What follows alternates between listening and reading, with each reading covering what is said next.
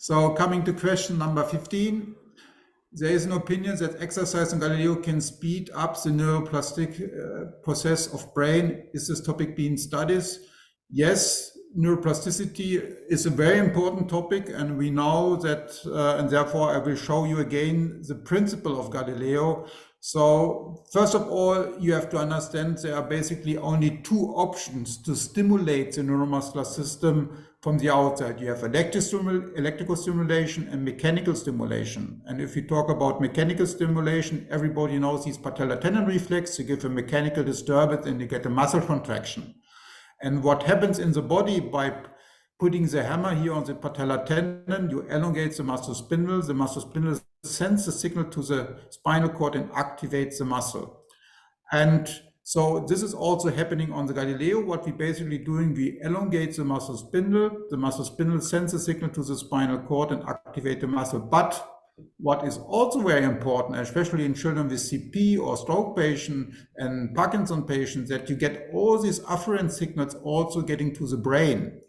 That means you have a high impact to the brain, and therefore also a lot of parents reporting that with improved mobility, they see also better cognitive functions. They can calculate better, the children, they can write it better. So there are some examples which are showing that also it has influence on the brain.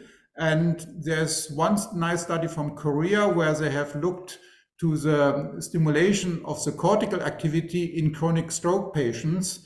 And what they have done, they looked for the acute effect. So they put 30 hemiplegic patients, just make a single session of 20 hertz, 4 millimeter amplitude for 5 minutes on a tilt table. And then they looked some performance tests. So a 10-meter walking test, time up and go test, but they looked also with the near infrared spectroscopy, what is happening on the cortical level, on the brain level. And then you can see here, then during the Galileo training that you see changes on the cortical level by using Galileo. So you have an influence also on the brain. And so the conclusion was a single session of 5 minutes Galileo training increases the cortical activity in the affected and unaffected area. And you see improvement as an acute effect for functional things like 10-meter walking test and time up and go test. And this shows you that there is an influence on the brain, and we can observe this also in children because some of these children get really better cognitive function. And I would add maybe not about cognitive function itself, but for the cooperation, for example. So if the child is shy, sometimes, especially children with the hemiplegic children, sometimes they have special, I would say, character or reactions. And sometimes they are shy, not cooperative.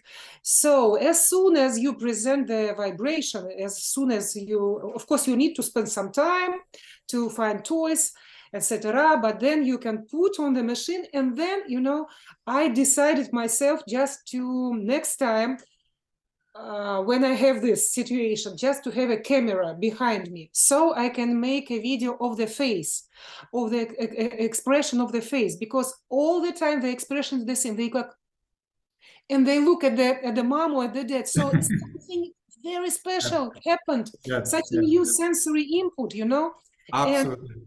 And after this, it's just he or she just yours. So you can do different things because they are now open to communication.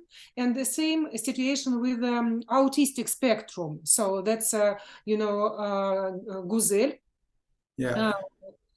Our colleague, she works a lot with those kids. So that's incredible results also with working on tiptoes, just with sensor integration. So it's another field to be investigated. Yeah, I had a very nice, was 2 weeks ago on a conference here in Germany for disabled children. And there was one therapist who said they had an autistic child, And they put this child on the Galileo, and this child loved the Galileo. And the next time when the child is coming, normally the child is just sitting there and not ignoring everything, but this child went immediately to the Galileo the next session just to see, and this was, so there is an awareness, and there's also the sensory input, and a lot of these kids love this sensory input and this awareness, yeah.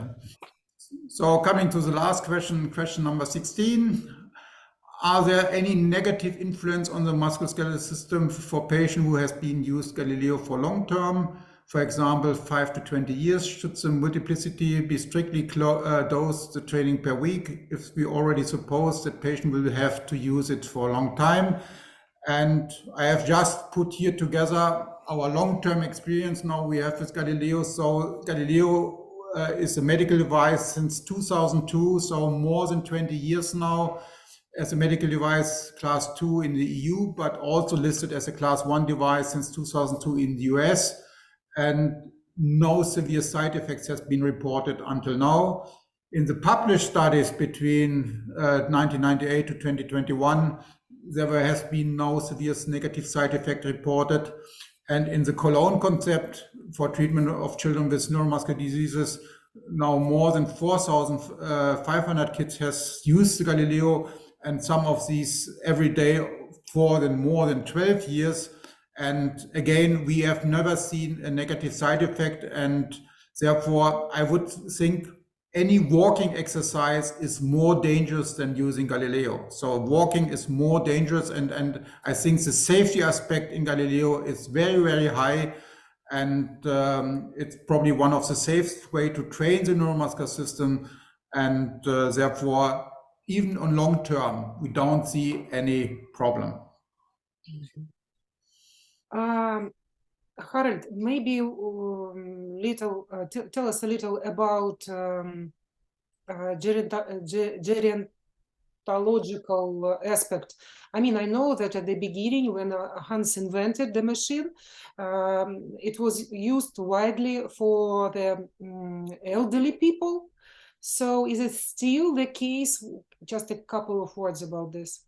Yeah, so meanwhile we're using the Galileo in many different medical fields, and one major field, and this was when we started the Galileo, because we are more than 30 years in the field of osteoporosis, and we know that normally if you want to avoid fractures, then it's important to avoid the fall. So you get no peripheral fracture, no hip fracture, or no radius fracture without falling.